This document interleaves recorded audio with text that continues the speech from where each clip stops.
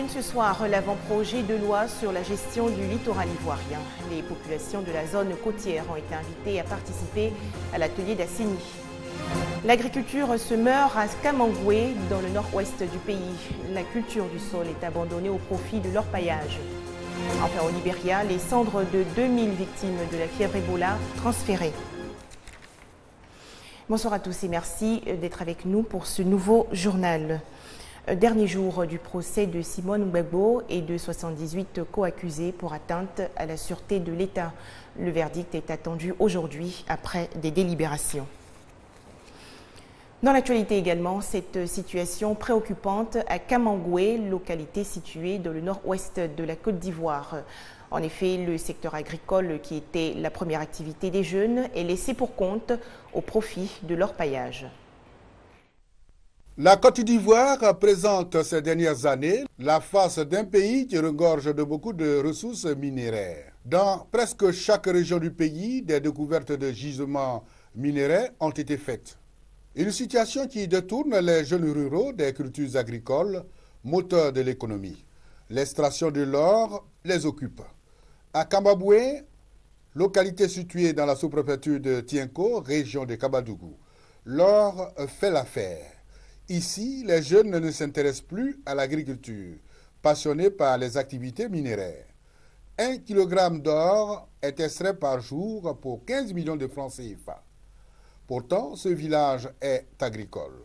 Ses principaux produits agricoles, le coton, l'anacarde, le maïs et le riz, par le passé étaient cultivés en grande quantité. Bon, dans 6 mois, je peux gagner 200 à 250 000 et je m'arrête là-bas. Mais aujourd'hui, au bout de 2 semaines, je peux m'amuser avec 500 000 ou bien 1 million que j'ai laissé la culture. Depuis le travail de mine d'or a commencé, j'ai abandonné la culture d'abord pour le travail de mine d'or. Tout ça à cause de l'argent. Donc, comme on voit que c'est un peu l'argent rapide là-dedans, on essaie d'en profiter. À Kamaboué, chaque jeune a sa moto. Le risque d'insécurité alimentaire qui plane sur ce village n'attire pas l'attention des jeunes. Pour cette jeunesse, l'argent de l'or va permettre d'acheter de quoi vivre. Ouais, j'ai cultivé à cause d'argent puis la nourriture, mais aujourd'hui je gagne mieux que ça. Donc il n'y a pas à faire de... Il faut aller au champ, donc je suis dans mon domaine, j'enlève or là, dans 2 semaines, je peux faire business de 500 000 ou bien 1 million. Débuté à la fin du mois de janvier, ce nouveau site enregistre déjà plus de 1000 orpailleurs. Plusieurs activités commerciales qui gravitent autour de ce gisement se développent de jour en jour. Sinon, je peux gagner au moins 40 000 bien 35 000. C'est mieux que mine, franchement dit. La découverte de ce nouveau site d'orpaillage a fait tripler le prix des denrées. Une solution doit être trouvée pour éviter que l'agriculture disparaisse dans cette partie du pays. La prostitution, la drogue et l'alcool prennent une proportion inquiétante à Kamaboué. C'était un reportage de Charles Tatou de RTI Boaké. Les populations désormais associées aux réflexions sur l'occupation et l'exploitation de l'environnement du littoral. Les ressortissants de Grand Bassam, Tiapoum, Adiaké et Assini ont été invités récemment par le Centre ivoirien anti-pollution. C'était lors d'un atelier à Assini pour élaborer un avant-projet de loi sur le littoral.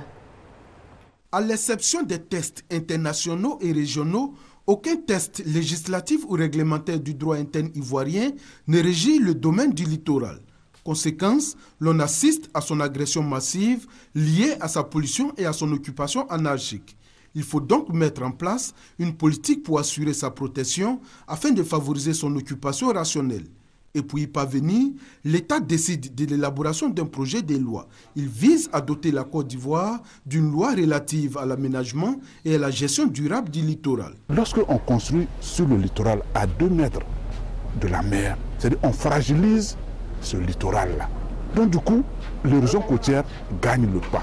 Pour l'élaboration de cet avant-projet de loi sur le littoral, les initiateurs ont décidé de la prise en compte des préoccupations des populations des zones concernées, ce qui justifie la présence des autorités administratives, politiques et coutumières et de la société civile de ces localités à cet atelier d'Assini. Depuis 50 ans que la Côte d'Ivoire est indépendante, que l'État s'intéresse de près aux populations qui habitent au littoral, le littoral, nous pensons que c'est une occasion de jouer notre partition. Notre village a été déjà détruit par la mer en 1942 et qu'actuellement c'est plus la mer, mais c'est la lagune qui érode régulièrement et qui nous a pris près de 200 mètres tout le long du village. C'est pas bien de vendre nos terres, mieux vaut les louer. Moi je pense que c'est plus rentable pour nous. Après l'atelier d'Assini, cet avant-projet de loi sur le littoral sera également présenté aux populations de Dabou, Sassandra, San Pedro, Tabou et Grand Bérébi au cours de 2 ateliers qui se tiendront à Dabou et à San Pedro.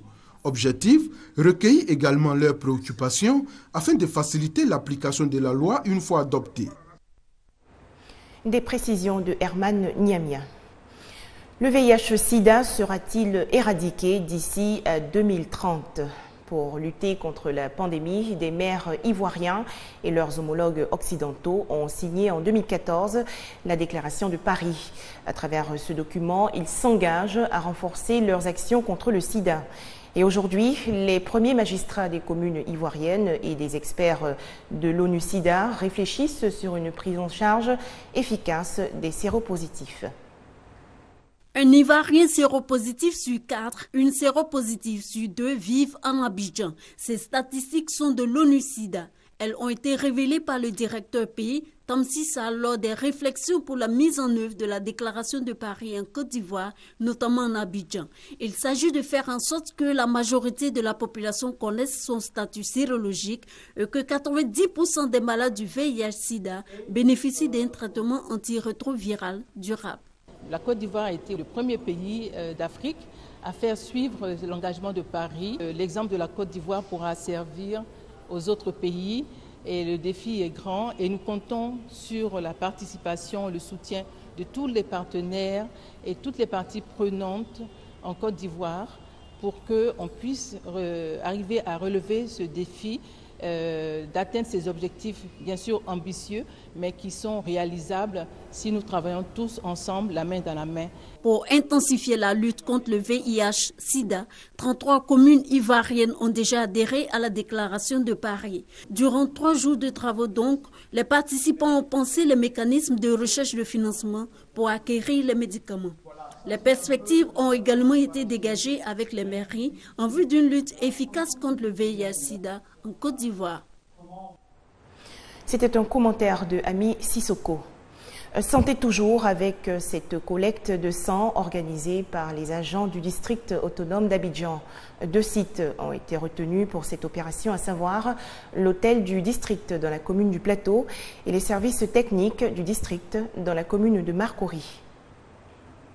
Par an, la Côte d'Ivoire ne collecte que 150 000 poches de sang, alors qu'il en faut 220 000 selon le Centre national de transfusion sanguine, CNTS. Pour répondre à la demande du CNTS, le personnel du district d'Abidjan donne son sang pour sauver des vies. C'est un réel plaisir de donner du sang qui va pouvoir sauver d'autres personnes et peut-être moi-même pour l'avenir. Je suis venue donner le sang parce que j'ai des frères qui sont sur des lits d'hôpital qui ont besoin de sang.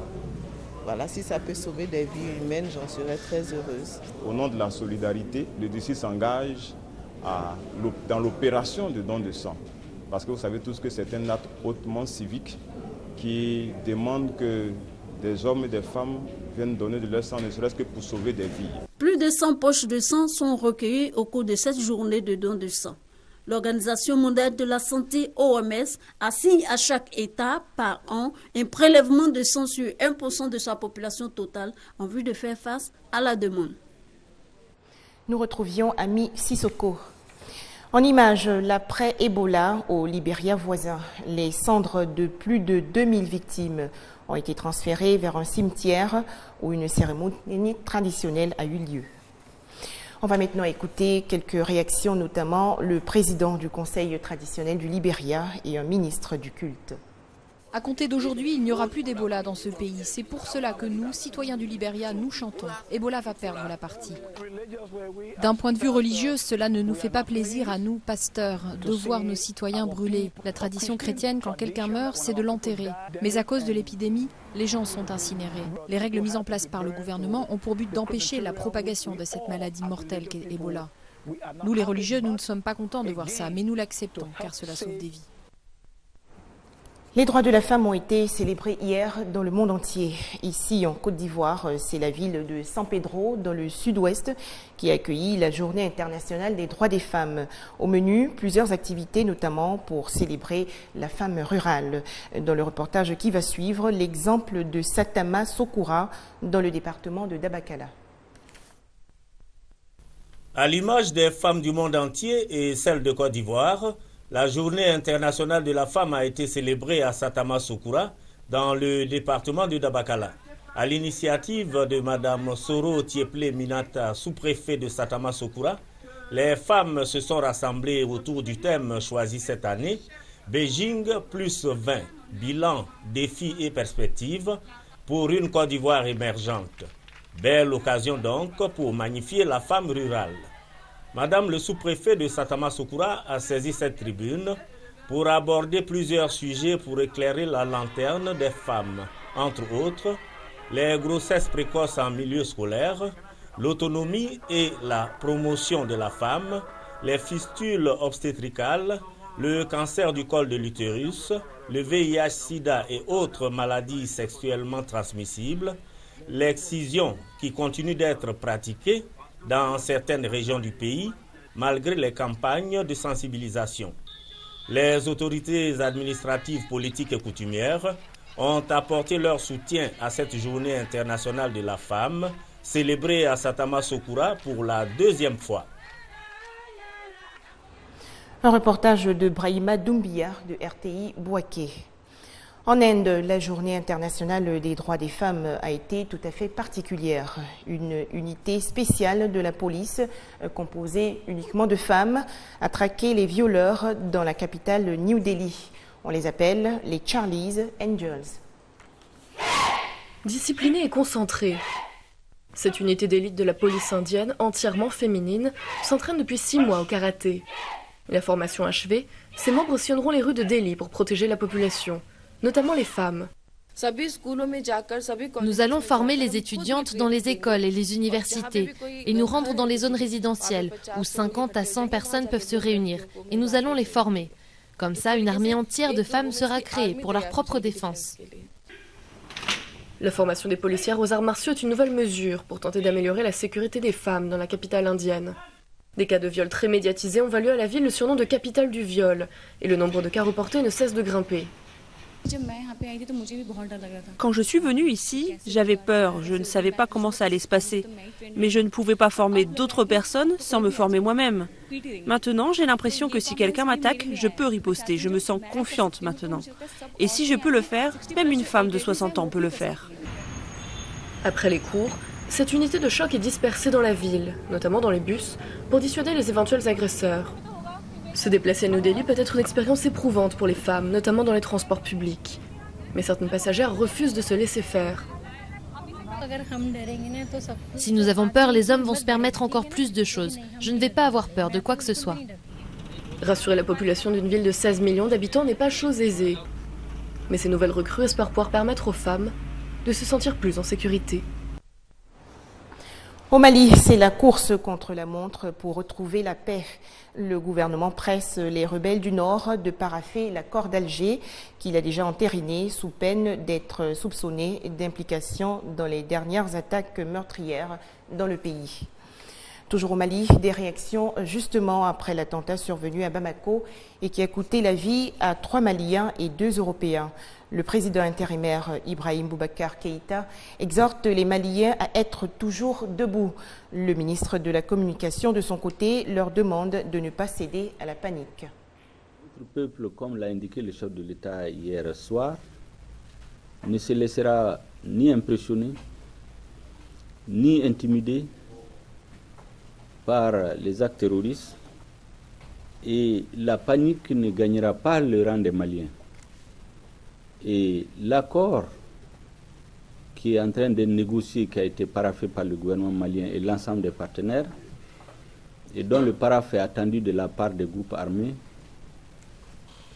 nous ferons tout du côté du gouvernement malien pour que cet accord soit et qu'il constitue une base réelle pour la stabilisation de notre pays. Il est évident que chaque fois que les négociations rentrent, ça c'est une pratique dans l'histoire, dans une phase cruciale où on doit aboutir à une solution, en général, les ennemis de la paix, quels que soient les coins où ils sont tapis, sortent pour travailler à saboter l'accord. Et nous inscrivons les actes qui sont en train d'être perpétrés dans ce cadre-là. Voilà, merci de nous avoir suivis et très bonne soirée à vous.